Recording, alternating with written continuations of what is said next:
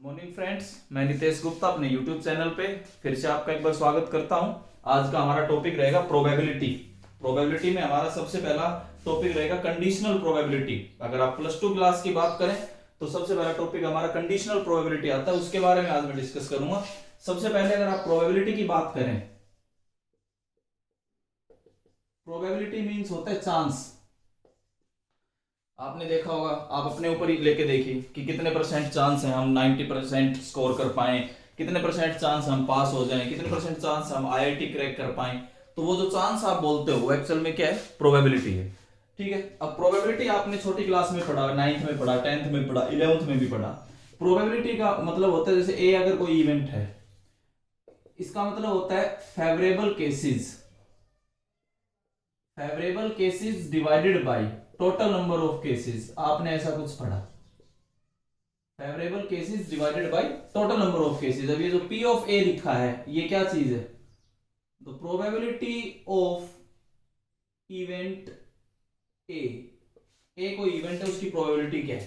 Favourable cases divided by total number of cases. यहां तक आप छोटी क्लास में पढ़ रहे हो। मैं मेनली क्या बात करूंगा? कंडीशनल प्रोबेबिलिटी की। हम कंडीशनल प्रोबेबिलिटी की बात करते हैं। कंडीशनल प्रोबेबिलिटी में क्या है, जैसे इस तरीके से कुछ लिखा जाता है, दो इवेंट होते हैं, दो इवेंट एक ही एक्सपेरिमेंट से जुड़े होते हैं, एक के बाद एक इवेंट होता है। मैं एक एग्जांपल भी दूंगा, पहले इसका मीनिंग समझा रहा हूं। दो इवेंट है, एक ए है और एक बी है। अगर मैंने इसे ऐसे लिखा ए ऑब्लिक बी, इसका मतलब पहले बी हो चुका है, उसके बाद ए के होने की प्रोबेबिलिटी बतानी है। दो इवेंट हैं, दोनों एक ही एक्सपेरिमेंट से जुड़े हुए हैं, एक के बाद एक इवेंट को आपने करना है। पहले उस एक्सपेरिमेंट का पहला इवेंट करेंगे, उसके जस्ट बाद हम कौन सा इवेंट करेंगे? सेकंड इवेंट करेंगे। लेकिन ये जो ए है, ये किसके होने के बाद हो रहा है? बी के होने के बाद। तो इसका मीनिंग समझो पहले, कंडीशन लग गई यहां पे। इसका मीनिंग है probability of event A when B has already occurred. The probability of event A when B has already occurred। अगर हो सकता है कुछ ऐसे लिखो, B oblique A, इसका मतलब होगा the probability of event B when A has already occurred। मैं एक छोटा सा एग्जांपल आपके आगे रख रहा हूं। फॉर एग्जांपल से ज्यादा क्लियर होगा। छोटा सा एग्जांपल सुनिए। एक बैग लीजिए, बैग में जैसे आपने 3 व्हाइट और 2 रेड बॉल्स ली। ठीक है, एक बैग है जिसमें 3 व्हाइट और 2 रेड बॉल है। आपने 2 बॉल्स सिलेक्ट करनी है। 2 balls are selected randomly 1 by 1 without replacement. Replace नहीं करना, कंडीशन लग जाएगी। पहले आपने एक बॉल निकाली, वो वापस उसमें नहीं डालनी, उसके बाद आपने दूसरी बॉल निकालनी है। तो जो दूसरा इवेंट है वो पहले पे डिपेंड हो गया ना, क्योंकि पहले इवेंट में मतलब जो पहली बॉल फाइंड करनी है, आपके पास टोटल नंबर ऑफ बॉल्स कितनी रहेंगी? 5।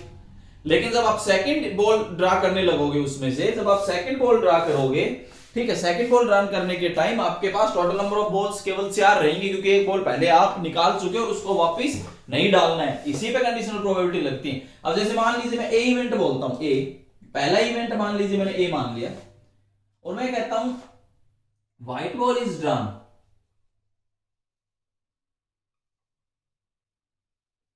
White ball is drawn, white ball draw करने की प्रोबेबिलिटी कितनी आई?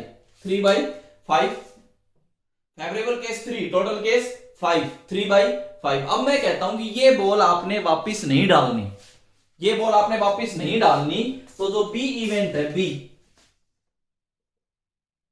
After drawn white ball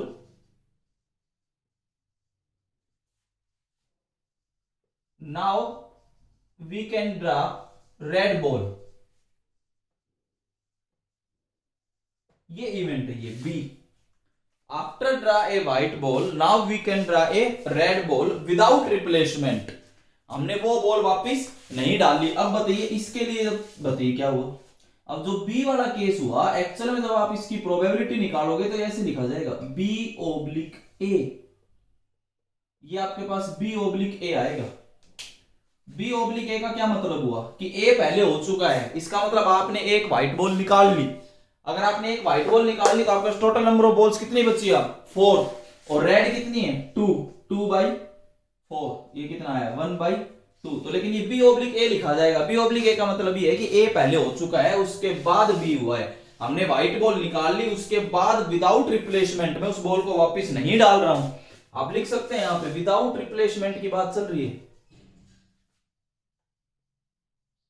without replacement. आपने वो बॉल वापस नहीं डाली। अब नहीं डाली तो आपके पास टोटल नंबर ऑफ बॉल्स कितनी होगी 4, फेवरेबल कितनी है 2, रेड तो 2 है ना, तो 2 डिवाइडेड बाय 4 कितना आया 1/2। तो probability of B when A has already occurred. इस तरीके से आपके कंडीशनल प्रोबेबिलिटीज के क्वेश्चंस होते हैं। कुछ मीनिंग समझ में आया कि ए के होने के बाद हम बी की बात कर रहे हैं तो बी ओब्लिक ए, क्लियर। अगर बी के होने के बाद ए की बात करोगे तो ए ओब्लिक बी। कुछ क्वेश्चंस हम इस टॉपिक पे डिस्कस करेंगे आज, कंडीशनल प्रोबेबिलिटी।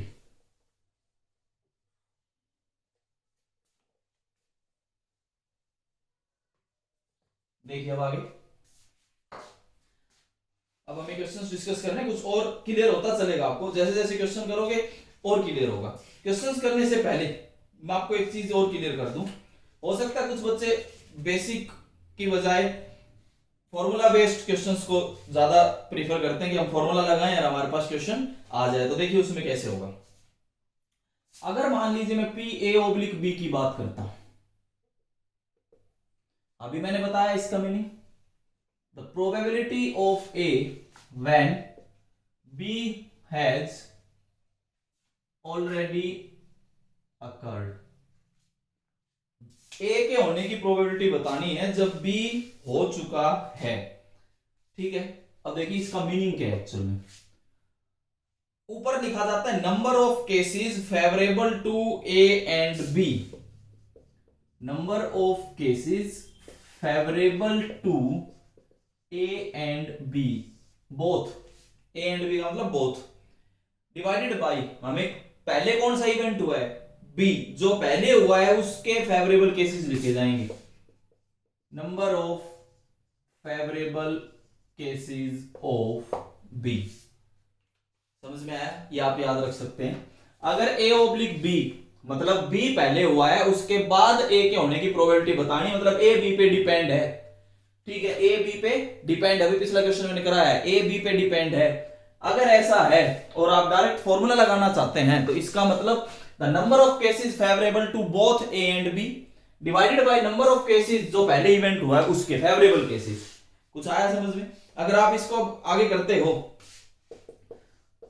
तो नंबर ऑफ केसेस का मतलब ए इंटरसेक्शन बी, बोथ का मतलब A intersection B divided by n B. ये किसका फॉर्मूला बनेगा? Probability of A oblique B, मतलब बी के होने के बाद अगर आप ए की प्रोबेबिलिटी फाइंड करते हैं तो इस तरीके से आप कर सकते हैं। आल्सो इसी तरीके से अगर आप बी के होने की प्रोबेबिलिटी ए के होने के बाद, पहले अब की बार ए हुआ है तो ये आएगा, ऊपर तो वही कॉमन आएगा दोनों के इंटरसेक्शन में, क्या है नीचे पहले जो हुआ है वो इवेंट आता है, उसके फेवरेबल केसेस आते हैं।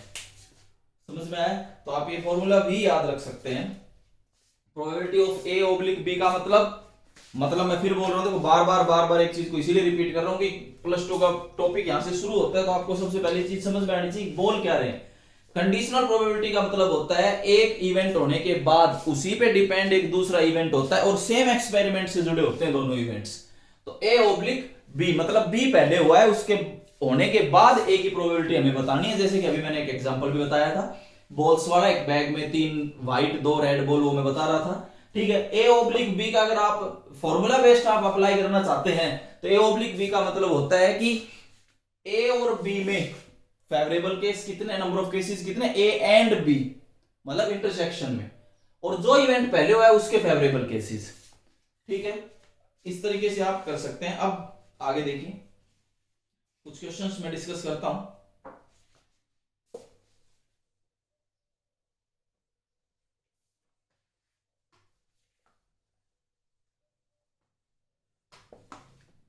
ये देखिए हम आगे बढ़ते हैं। कोई बिल्कुल सिंपल सा क्वेश्चन लेके चलता हूं। if the probability of A is 3/8,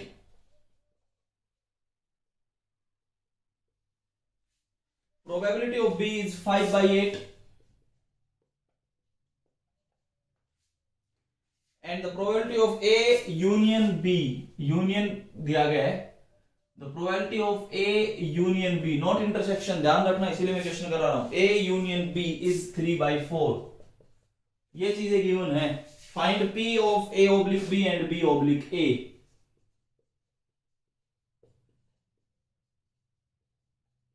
ये आपका क्वेश्चन है, लेकिन इस चीज का ध्यान रखना कि इंटरसेक्शन नहीं दिया गया है, यूनियन दिया गया है. देखो सबसे पहले आपने एक ये पढ़ा होगा +1 में, probability of A union B is equal to probability of A plus probability of B minus probability of A intersection B. ये फॉर्मूला +1 में पढ़ते हैं. ठीक है, A यूनियन B की वैल्यू हमारे पास है 3/4, that is 3/8 plus 5/8 minus probability of A intersection. इन दोनों को जोड़ते हो तो 1 आता है. ठीक है, we get 3/4 is equal to 1 minus probability of A intersection B. अगर मैं A इंटरसेक्शन B की प्रोबेबिलिटी यहां से फाइंड करना चाहूं तो that is we get 1/4. Intersection की जो प्रोबेबिलिटी आई वो हमारे पास क्या आई, 1/4. कोई डाउट? ठीक है, नाउ अब हमें फॉर्मूला लगाना था. डायरेक्ट फॉर्मूला बेस्ड क्वेश्चन है, एक एक नंबर दो दो नंबर में आ सकते हैं. ए ओब्लिक बी, पहले बी हुआ है उसके बाद ए हुआ है. आप फॉर्मूला अगर आप लगाते हो तो डायरेक्ट प्रोबेबिलिटी लिखो या एन लिखो, एक ही बात है. देखो इसको ऐसे भी लिख सकते हो या फिर आप नंबर लिख लो. क्यों, दोनों टोटल केसेस से तो डिवाइड होते हैं. तो इसको अगर आप चेंज करते हो, अगर आप इसको चेंज करो तो देखो मैं आपको बता भी देता हूं, आप इसको ऐसे तो चेंज करोगे divided by total number of cases. यहां पे भी ऐसे ही चेंज करोगे divided by total number of cases. ये कट गए. आपने ये पढ़ा जो मैं अभी थोड़ी देर पहले आपको लिख रहा था कि आप ये याद रख लेना, एक ही बात है. सिर्फ आप प्रोबेबिलिटी में लिख लो, सिर्फ आप कार्डिनल नंबर में लिख लो, सेट्स की फॉर्म में आएगा वही, क्योंकि नीचे टोटल सैंपल स्पेस से डिवाइड किया जाता है. अब देखिए इस केस में A यूनियन B की प्रोबेबिलिटी आपके पास कितनी है, 1/4 डिवाइडेड बाय 1/4 डिवाइडेड बाय, बताइए B की प्रोबेबिलिटी गिवन आपके पास, B की प्रोबेबिलिटी 5/8.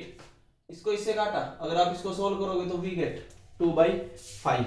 एंड अगर आप probability of B oblique A की बात करते हैं तो वही सेम चीज, ऊपर तो कॉमन ही आएगा, नीचे जो इवेंट पहले हुआ इसकी प्रोबेबिलिटी, ऊपर तो वही है 1/4, जो पहले हुआ इसकी प्रोबेबिलिटी 3/8 है, इसको इससे काटा तो वी गेट 2/3. क्लियर है ये चीज? यहां तक कोई डाउट? समझ आ रहा है सारा? ठीक है. ये कंडीशनल प्रोबेबिलिटी के बारे में एक सिंपल सा क्वेश्चन था जिसमें फॉर्मूला बेस्ड हम बात कर रहे थे. अब थोड़ा सा और आगे बढ़ते हैं, स्टेटमेंट वाले क्वेश्चंस पे बात करते हैं.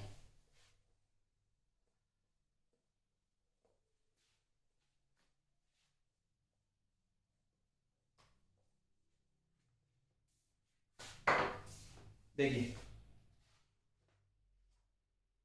आपको अब समझ आएंगी चीजें कि हमें करना कैसे है. A die is thrown 3 times. मैं क्वेश्चन लिख रहा हूं. A die is thrown 3 times. 3 times एक die उछाली गई. The events A and B are defined as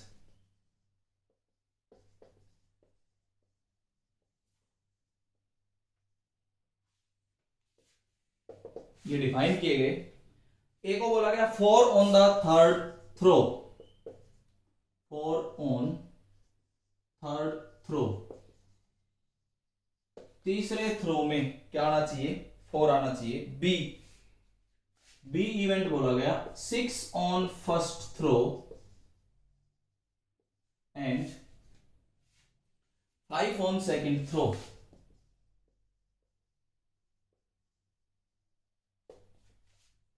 जो सी इवेंट है, दो इवेंट बोले गए हैं ए एंड बी. इसके बाद गया find the probability of A given that B has already occurred. Find the probability of A given that B has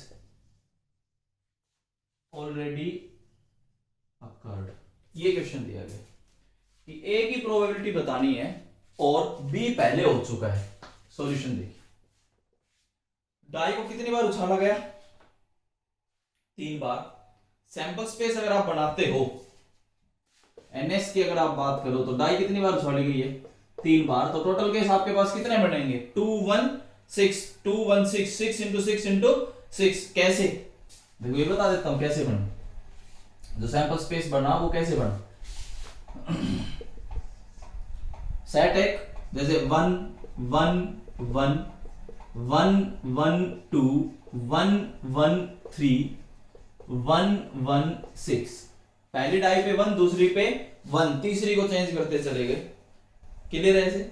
ऐसे मान लीजिए आप और चेंज करो, 1 2 1 1 2 3 1 2 1 1 2 2 1 2 3। इस तरीके से चलते रहिए आपके पास कितने केसेस बन जाएंगे? 2 1 6। 216 केस आपके पास बनेंगे। अब हम ए और बी की बात करते हैं। ए इवेंट को ध्यान से देखिए। ए इवेंट पे बोला गया है कि 4 on the third throw. Third throw पे 4 आना चाहिए। थर्ड थ्रो पे 4 कब आ सकता है? 1 1 4 1 2 4, ऐसे 1 3 4 1 4 4 1 5 4 1 6 4, फिर 2 1 4 2 2 4 2 3 4, ऐसे चलते रहिए। सैंपल स्पेस समझ में आ गया हो तो मैं मिटा दूं। ठीक, अब हम ए की बात करते हैं। ए इवेंट क्या है? ए इवेंट को देखिए, 4 on the third throw. Third throw पे 4 आना चाहिए। 1 1 4 1 2 4 1 3 4 1 4 4 1 5 4 1 6 4। समझ आया कुछ? ऐसे ही 2 1 4 2 2 4 2 3 4 2 1 4 2 2 4 2 3 4, ऐसे चलते रहे। 2 6 4, ऐसे चलते रहे। लास्ट में हम कहां पहुंचेंगे? 6 1 4 6 2 4 6 3 4, ऐसे चलते रहे। लास्ट में क्या आएगा? 6 6 और 4। देखिए थर्ड थ्रो जो आया उस पे 4 आ रहा है। लिखने का तरीका समझ गए? 1 1 4 1 2 4 1 3 4 1 4 4 1 5 4, ऐसे चलते रहे। क्लियर है ये चीज? ठीक है। अब बात करते हैं बी की। अगर हम बी की बात करें, 6 on the first and 5th on the second. देखिए क्या आएगा? 6 5 1 6 5 2 6 5 3 6 5 4 6 5 5 6 5 6। इसके अलावा कोई केस नहीं आएगा बी में। ए में बोला गया था, डाई 3 बार उछाली गई। ए में बोला गया था कि टोटल केस हमें पता है 216 आने। ए के बारे में बात कर रहे हैं। ए में बोला गया कि लास्ट थ्रो में 4 आना चाहिए। वो मैंने सारे केस आपको लिख के दिखाए। 1 1 4 1 2 4 1 3 4 1 4 4 1 5 4 1 6 4, इस तरीके से। ठीक है, सभी में 4 है लास्ट में। बी ये कह रहा है कि पहले थ्रो में तो 6 आना चाहिए, दूसरे में 5 आना चाहिए, फिक्स है। अगले वाला घुमा दो, 1 2 3 4 5 6, ये लास्ट वाला घूम जाएगा। 6 केसेस के हो गए। अब हमें इंटरसेक्शन निकालना होता है। मेन हमारा काम क्या है? इंटरसेक्शन फाइंड करना। बताइए, A intersection B. A intersection B अगर हम फाइंड करें, ए की केस आएगा 6 5 4। भाई आप यहां लिखते हैं ना, इससे पहले तो 6 5 4, ये ही केस एक कॉमन आएगा। आप देख सकते हैं, इसके अलावा कोई ऐसा केस कॉमन नहीं आएगा जो ए में भी हो और बी में भी हो। तो आपके पास क्या आया? 6 5 4, ये एक केस आ गया। क्लियर? ये ए था जिसमें लास्ट थ्रो में 4 था, बी था जिसमें पहले थ्रो में 6 दूसरे में 5 था। दोनों का कॉमन अगर आप निकालते तो एक केस आया 6 5 और 4। अब पूछा क्या है उस पे? हंसी उसने पूछा the probability of A B has already occurred. B होने के बाद ए की प्रोबेबिलिटी आपने पढ़ा, A intersection B divided by probability of B, ये आपने ये पढ़ा। A intersection B divided by cardinal number of B, इसका आप निकाल सकते हो। ए इंटरसेक्शन बी में कितने केस हैं? 1। बी में कितने हैं? 6। ये आपके पास आंसर। कोई दिक्कत, ए के केसेस बना लिए, बी के केसेस बना लिए, इंटरसेक्शन निकाल लिया। फॉर्मूला आपके पास है ए ओब्लिक बी मतलब बी हो चुका है, उसके बाद ए क्या होने की प्रोबेबिलिटी बताने, फॉर्मूला लगाओ, बी गेट द आंसर। कुछ क्लियर हुआ? चलो और हम बात करते हैं, ये डाई का क्वेश्चन था।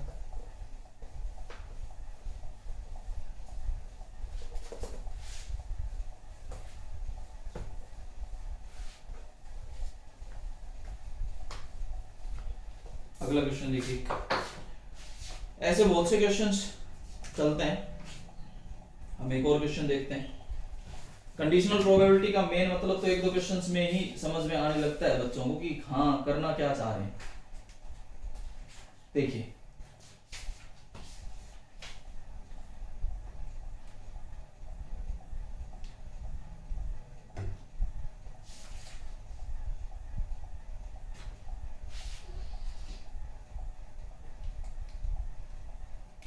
एक और बात करते हैं,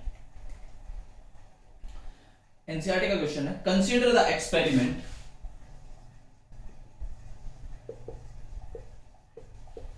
एनसीईआरटी का क्वेश्चन करवा रहा हूं, ऑफ थ्रोइंग ए डाई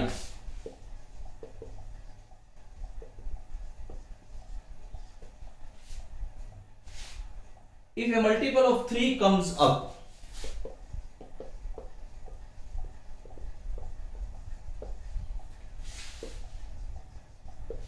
अगर 3 का मल्टीपल आता है, थ्रो द डाई अगेन, दोबारा डाई फेंक दीजिए, अगर 3 का मल्टीपल आया तो, if any other number comes toss a coin,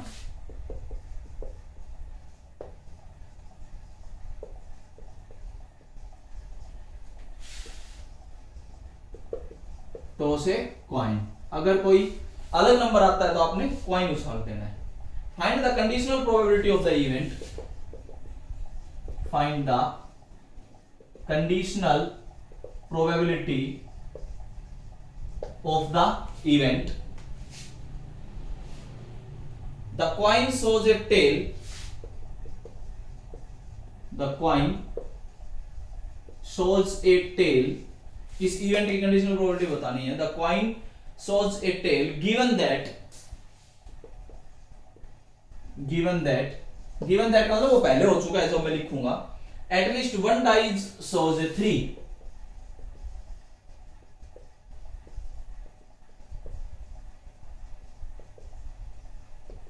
इसकी कंडीशनल प्रोबेबिलिटी बतानी। क्वेश्चन को ध्यान से पढ़िए, आपने एक डाई उछाली, अगर तो वो 3 का मल्टीपल देती है, कोई तो नंबर आएगा, अगर वो 3 का मल्टीपल आता है तो आप दोबारा डाई उछाल दीजिए, अगर कोई और नंबर आता है तो आप कॉइन उछाल दीजिए। कंडीशनल प्रोबेबिलिटी बतानी है क्या, कि coin shows a tail given that at least a die shows a 3, कोई डाउट?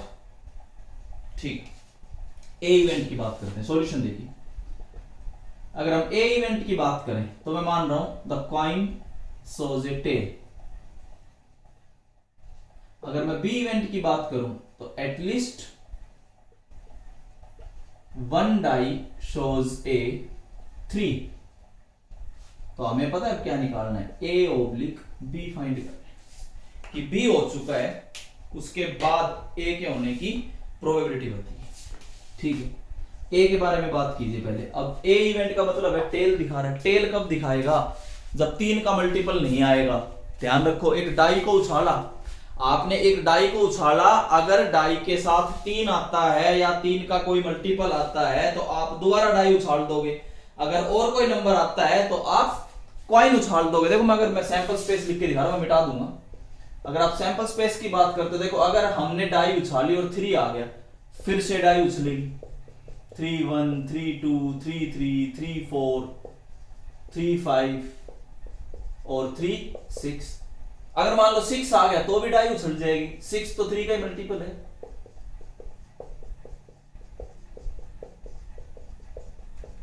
समझ आया कुछ?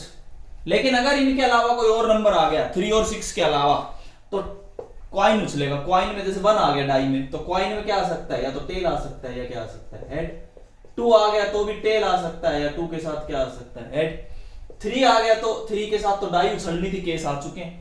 4 आ गया तो कॉइन उछलना है, या तो टेल या हेड। 5 आ गया तो कॉइन उछलने हैं, या तो हेड या टेल। 6 आ गया तो फिर से डाई उछलनी थी, वो मैंने केस बना दिए। तो सारे सैंपल्स पे आप पढ़ सकते हैं। पहले स्टार्टिंग में डाई उछाली, अगर 3 या 3 का मल्टीपल आता है तो दोबारा से डाई उछलेगी, उसके अलावा कोई नंबर आता है तो कॉइन उछलेगा। तो वो मैंने आपके आगे सारा सैंपल स्पेस बताया है। अब ए के बारे में बात करते हैं। ए के बारे में बताया गया कि the coin shows a tail. Tail वाले केस इसमें से आप उठा सकते हो 1t 2t 4t और 5t, यही तो आएंगे। 3 आ गया तो कॉइन उछलना ही नहीं, 6 आ गया तो कॉइन नहीं उछलना। हेड वाले केस हमने काउंट करने नहीं, क्योंकि हमने ए इवेंट को क्या माना है कि वो टेल देता है। क्लियर? ठीक है। बी के बारे में बोला गया कि एटलीस्ट 1 डाई शोज ए 3, कम से कम एक डाई 3 देती है। ठीक है, हो सकता है एक से ज्यादा भी डाई हो, कम से कम एक डाई क्या दे रही है? 3। तो कैसे देखी? 3 1 एक डाई में आ रहा है, 3 2 कम से कम एक है, दोनों में भी हो सकता है। 3 3 3 4 3 5 3 6 और 6 के साथ 3 आ रहा है एक, ये केस बने। बताइए इसके अलावा कोई केस है जिसमें कम से कम एक डाई में 3 आ रहा हो? कोई डाउट? ठीक है। अब हमें क्या फाइंड करना था? इंटरसेक्शन। अब बताओ इनका और इनका अगर मैं इंटरसेक्शन लिखूं तो वी गेट 5। कोई कॉमन आएगा ही नहीं। अगर कॉमन नहीं आ रहा तो इसका मतलब n of a intersection 5 is 0। आ गया आंसर। यही तो फाइंड करना था। तो n of a intersection b divided by n of b, b में 7 है, 0 डिवाइडेड बाय 7, आंसर क्या है? 0। ऐसा कोई भी केस नहीं आएगा। समझ में आया? इसकी प्रोबेबिलिटी क्या आएगी? 0 आएगी। कोई डाउट? क्लियर है? a oblique b, b oblique a कैसे फाइंड होते हैं? कुछ आ रहा है समझ में? ठीक है, आगे देखिए। कुछ करोगे तो आएगा समझ में, ऐसी बात नहीं है। और हम आगे बात करते हैं।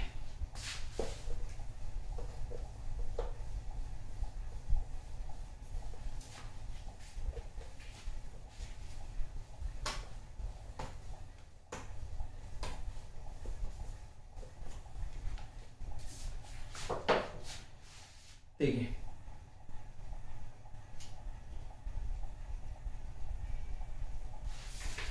अगर हम एक और की बात करें इसी में, तो एक आता है मल्टीप्लिकेशन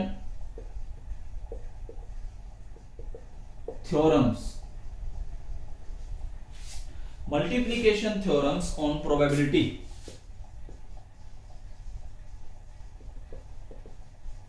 प्रोबेबिलिटी के ऊपर मल्टीप्लिकेशन थ्योरम्स की बात हो रही है। जो अभी पढ़ा वैसा ही। देखो मैं ऐसा लिखता हूं, a intersection b is equal to the probability of a into the probability of b oblique a। अभी तो फॉर्मूला पढ़ा, वहीं से तो बनाया है। तो ये कैसे आया? देखो आपने अभी इसको पढ़ा, ये क्या पढ़ा था? ऊपर बहुत, नीचे जो पहले हुआ है। यहां से अगर इसको मैं इधर मल्टीप्लाई कर दूं तो वही आ जाएगा। a intersection b is equal to the probability of a into probability of b oblique a। और हो सकता है a इंटरसेक्शन b को ऐसे लिखा जाए, the probability of b into the probability of a oblique b। Same वही जो अभी आपने पढ़ा है, सेम वही फॉर्मूला है, बस इसको इधर ले आए। क्लियर है ये चीज? क्वेश्चंस देखिए कैसे आते हैं इस मल्टीप्लिकेशन थ्योरम पे। देखिए सबसे पहला question, A bag contains 10 white and 15। A bag contains 10 white and 15 black balls.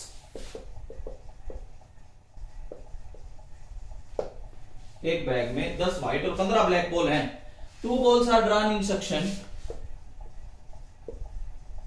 2 balls are drawn in succession without replacement। Replacement नहीं की गई। जो अभी मैं क्वेश्चन थोड़ी देर पहले, सबसे पहला जो मैं समझा रहा था, विदाउट रिप्लेसमेंट। अब इसमें ये बोलते हैं what is the probability that the first is white and second is black.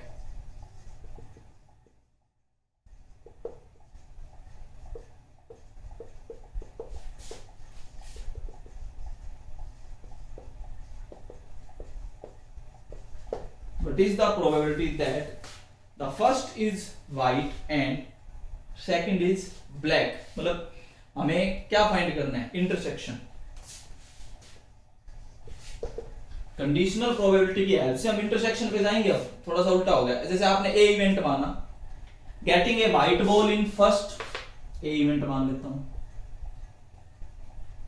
Getting a white ball in first draw,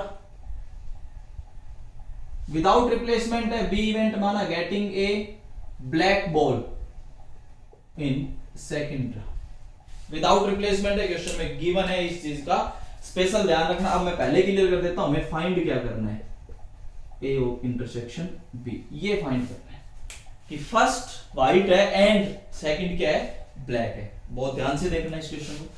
probability of ए का मीनिंग बताइए, ए का मतलब क्या है, getting a white ball in the first draw. बताइए हमारे पास white ball कितने हैं, 10, टोटल केस कितने, 25, ये आपके पास आ गए।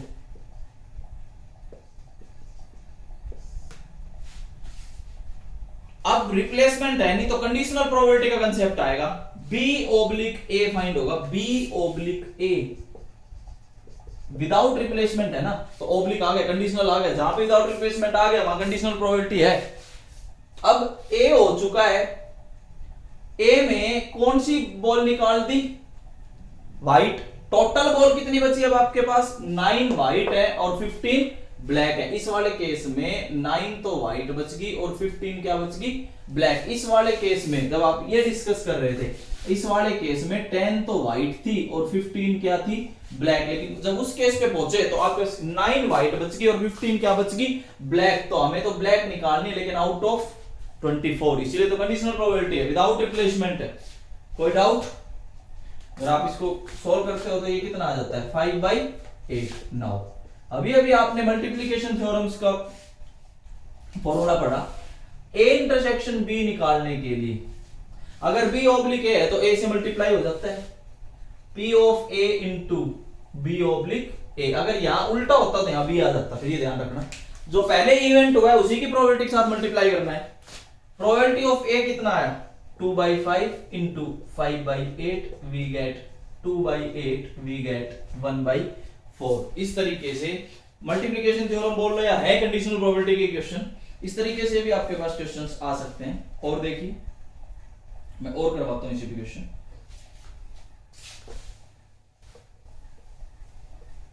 शायद कंडीशनल प्रोबेबिलिटी का टॉपिक तो शायद आपको क्लियर हो जाएगा इस वीडियो में। क्वेश्चंस आप अपने करते रहना प्रैक्टिस, जो भी आपके पास टेक्स्ट बुक है।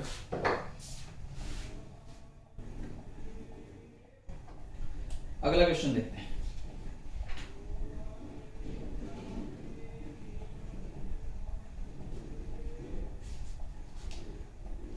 Find the probability of drawing a diamond card. Find the probability of drawing a diamond card. Find the probability of drawing a diamond card in each of the 2 consecutive draws, in each of 2 consecutive draws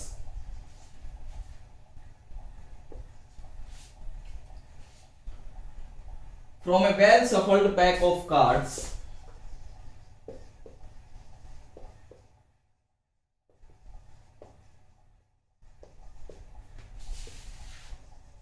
from a well shuffled pack of cards, if the card drawn is not replaced after the first draw, if the card drawn is not replaced after first draw, पहले draw के बाद वो card replace नहीं किया गया। ये देखते हैं, देखिए पढ़ लीजिए। एक डायमंड कार्ड निकालना है, दोनों ही केस में कैसा कार्ड आएगा, डायमंड कार्ड आएगा। आप ए और बी इवेंट मान सकते हैं। ए इवेंट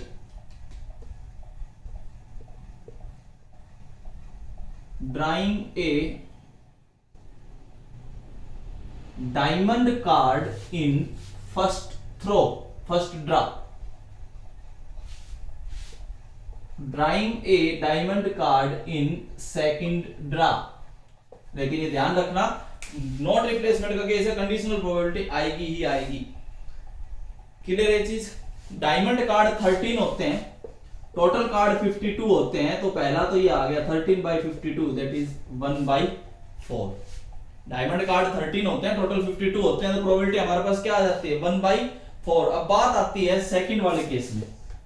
सेकंड वाला केस ये आएगा क्योंकि विदाउट रिप्लेसमेंट है, ए के होने के बाद बी की प्रोबेबिलिटी। अब देखो यहां पे मैं लिख देता हूं, यहां पे तो हमारे पास फेवरेबल तो कितने थे 13, टोटल कितने बन रहे थे 52। अब यहां पे कम हो गए ना।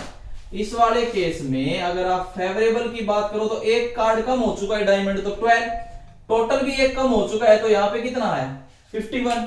अब आप बी ऑब्लिक ए की अगर प्रोबेबिलिटी फाइंड करते हैं, क्योंकि विदाउट रिप्लेसमेंट है, ए के होने के बाद बी की प्रोबेबिलिटी है और वो विदाउट रिप्लेसमेंट है, मतलब जो कार्ड आपने डायमंड फर्स्ट ड्रा में निकाला था वो वापस उस पैक में नहीं डाला, तो आपके पास डायमंड बच के 52 और आपके पास टोटल कितने हो गए 51। तो ये आपकी बी ऑब्लिक ए की है। अगर आप इसको सोल्व करते हो तो वी गेट 4/17। अब वो ये कहता है find the probability of drawing a diamond card in each of the 2 consecutive draws, मतलब हमें इंटरसेक्शन फाइंड करना है। अगर आप इंटरसेक्शन फाइंड करते हो तो रिक्वायर्ड प्रोबेबिलिटी है जो उसने पूछी है required probability P of A intersection B। अगर B ऑब्लिक A है तो A की प्रोबेबिलिटी से मल्टीप्लाई होगा, the probability of A into the probability of B oblique A। समझ आ रहा है कुछ। अब A की प्रोबेबिलिटी आपके पास है 1/4 और B की है, B ऑब्लिक A की है, तो B गेट द आंसर 1/17। शायद कुछ क्लियर हुआ होगा, जहां तक मैं उम्मीद करता हूं शायद समझ पा रहे होंगे। कंडीशनल प्रोबेबिलिटी के बेसिक कंसेप्ट को आप समझ पाए होंगे कि कैसे क्या कंडीशनल प्रोबेबिलिटी का मतलब है, कैसे आपने इन क्वेश्चंस को सोल्व करना है। ठीक है, मैंने आपको मल्टीप्लिकेशन थ्योरम्स के बारे में 2-3 क्वेश्चन बताए, कंडीशनल प्रोबेबिलिटी का मीनिंग समझाया, उसके बारे में 2-3 क्वेश्चंस बताए, और जो अच्छे क्वेश्चंस हैं मोर ऑन कंडीशनल प्रोबेबिलिटीज वो हम अगली वीडियो में शेयर करेंगे। तब तक आप इनके कंसेप्ट्स को समझिए, इनके क्वेश्चंस को देखिए, अपनी बुक से भी कीजिए। अगर कोई डाउट आता है तो कमेंट बॉक्स में डालिए। Thank you.